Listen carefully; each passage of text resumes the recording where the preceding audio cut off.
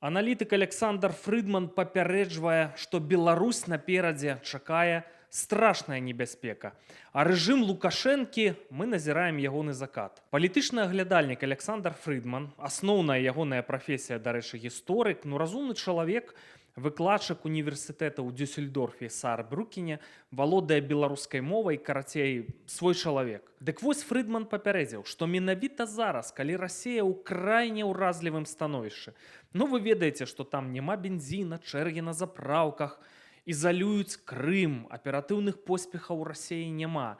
Вельмі кепская сітуацыя. Вось зараз гідра можа нанесці фатальны удар па Беларусі. Таму што все развагі пра тое, што Расія рыхтуе аперацыю па краінах Балтыі, па Польшы, яны не беспадстаўныя, гэта сапраўды можа здарыцца, а гэта такія аперацыі, што Беларусь будзе ўцягнутая.